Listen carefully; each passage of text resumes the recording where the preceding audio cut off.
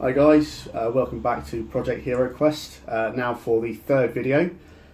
You'll notice that I didn't do any previous videos and work in progresses over the last month, and that's because I have focused completely on just getting all of the miniatures done, based, and get the whole project completed, ready so I can start my next project after a couple of commissions that I'm currently working on. So to follow on from the previous video, these are the undead that are now based up, which I think they do look massively better now that they're on their clear perspex bases. Very happy with that, how they've turned out. It turns out all the pain of trimming and sanding and filing down the bases so that they are just flush on the acrylic, totally worth it. Will I do it again? Probably not. If you are looking at this video and considering doing something like this, invest a massive amount of time on getting those bases off properly, and you're not having to then green stuff new feet on, and it just saves a lot of time. It just saves a lot of time by doing the prep work beforehand.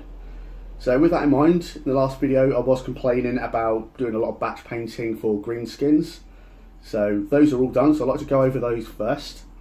So first and foremost we have the goblins. Now the green skins were actually, the majority of them were a lot of fun to paint. I wanted to do lighter skin for the goblins, brighter green skin for the orcs, and then darkest green skin for the females, just to give them a bit of variety, and just to have a whole sea of green of the same shade can look pretty boring on the table. So different shades just helps bring things out a little bit. Anyhow, this is an example of one of the goblins. So I kept down with really basic sort of browns and green colours for these.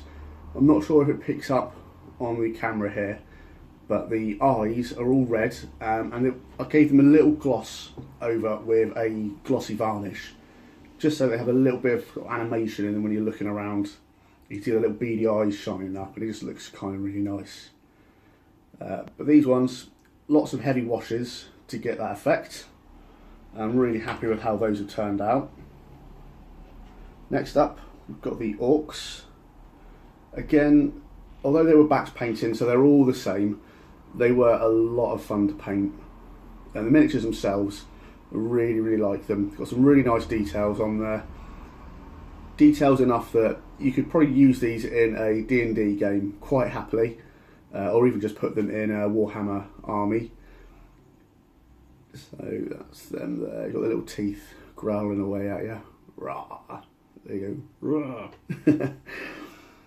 And then we come to the females. Now these models, I didn't really enjoy painting these too much. It is just all green, lots and lots of green. The details on them just didn't feel as crisp as the other miniatures. There's a bit of the side on there, and I don't quite get what was going on with the tail, with the knobbles on, with the face, with the teeth that don't fit in the mouth. I just feel like the females were an afterthought. In the sort of rules and the descriptions of the monsters, they do say the females enslave the orcs, which in turn enslave the goblins. Through looking at the differences between them, if you look, for example, these guys just seem a bit more civilised. They've got clothing, they've got chainmail, armour. These guys are just walking around in some loincloths and some straps. So I feel like these are more like a beast of burden, kind of a slave race to the orcs. But, you know, we'll just go from there. That's how I would describe it in the game. All in all, really enjoyed painting those. Although it was very boring just painting green after green after green, once you get past the green and start moving on to some of the other details, and the colours start popping, really much more fun. The metal, for the steel kind of metal, the iron, I used that with a old lead belcher paint, put that on quite thick over a black base. I then gave it a wash with Nuln oil. I used a non-gloss Nuln oil because I didn't want the weapons to look shiny. I want them to look dirty and rusted and old and quite low grade quality. With the different tunics, again it was mostly wash work with a little bit of highlighting. The skin, again, it was get a good solid base coat on, and with the orcs and the goblins, they had enough details in them and the recesses were deep enough that the ink really just made the features stand out. With a Vermeer though, they were very much more difficult. I had to do a fair bit of dry brushing to get some of the features to come out, if you can just sort of see on there. So there's a lot of dry brush action going on there, just to try and get some, or pick some of the detail out, because it just wasn't very forthcoming. All in all though, I quite enjoyed painting those. I would say the Vermeer was my least favourite of the miniatures to paint. The Orcs were one of my favourite groups to paint, right up there with the Undead. They were really good fun. And the next episode we'll talk a bit more about some of the other characters, like the Chaos Warriors, the Gargoyle, and then the Heroes and the Evil Wizard. And then also I'll touch a little bit on the furniture as well, because I wanted to go and do the whole hog and paint the whole thing.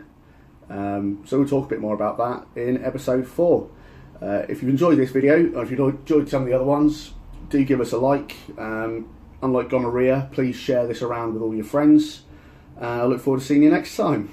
Take care.